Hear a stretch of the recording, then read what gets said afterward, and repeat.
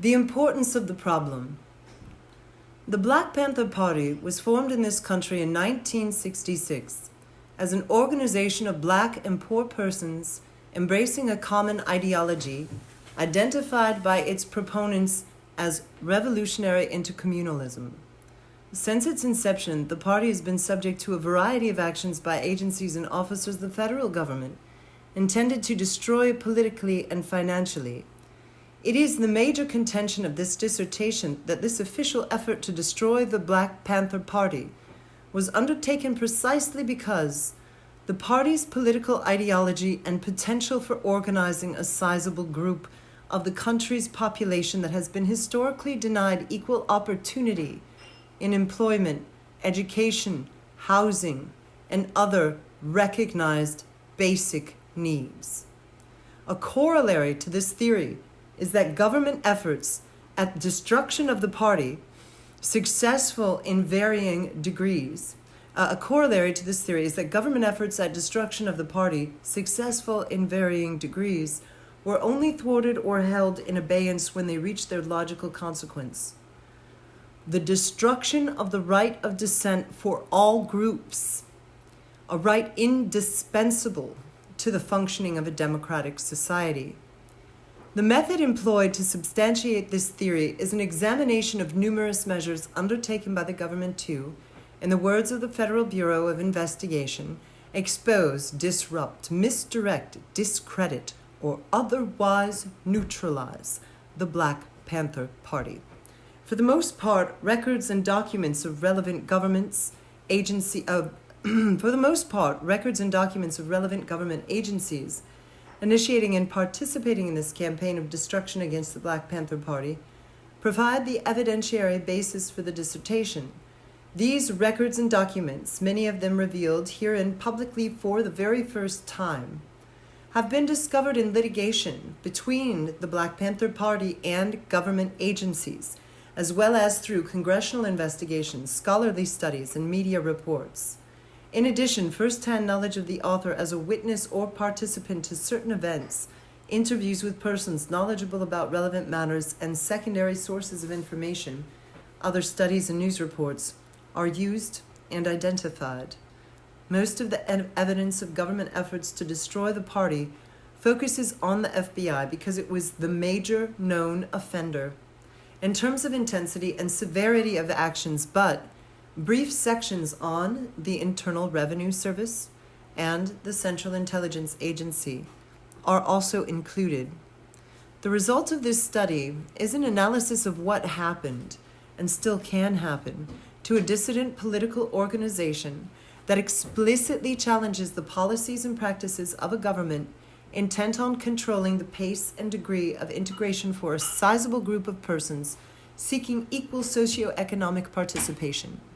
Moreover, this study shows the lengths to which, so far at least, a government can go in a constitutional democracy before it must choose between destroying a dissident political organization or, in the process of doing so, the very fabric of constitutional democracy. It is the conclusion of this dissertation that the federal government was forced to suspend temporarily its most egregious actions directed at destroying the Black Panther Party, but that these measures pose an ever-present danger of recurrence to dissident political organizations with perceptions of the government similar to those of the Black Panther Party. Methodology. The basic methodological approach to the problem to be examined is one requiring the identification of a number of particular response patterns to particular forms of dissent.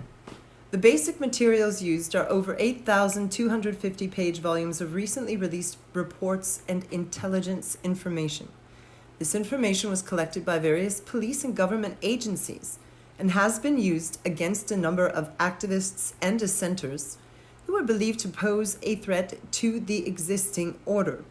An effort is made to compare empirical evidence accrued from the writer's own participation and observation to the statements and recorded experiences of similarly situated participant observers.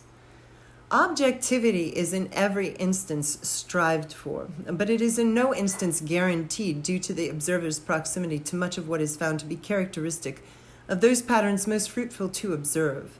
A substantial amount of material gathered in personal interviews and taken from sworn depositions and trial statements made under oath is used in the construction of analyses. As stated above, this study is presented in a historical manner. The style was chosen in order to develop an analysis of repression by the use of chronological fact. In this way, repression cannot be viewed as a new and unsophisticated set of tactics developed only for an isolated group or individual. It is germane to this study, however, that of the dissident groups which were established in the last 20 years, the Black Panther Party was singled out for concerted, consistent, and violent attack, harassment, and media abuse. In early 1969, then U.S. Attorney General John Mitchell stated that the Justice Department would wipe out the Black Panther Party by the end of 1969. Edward V. Hannaran, Cook County's former state attorney in Chicago, when asked about the murder of Fred Hampton, which Hannaran authorized, stated that it was justified because of the vicious activities of the Black Panther Party. These pages do not reflect the personal pain and anguish, the resulting physical and emotional disabilities, as well as the continual financial setbacks the writer has suffered. However, a sensitive person can infer these things from the study.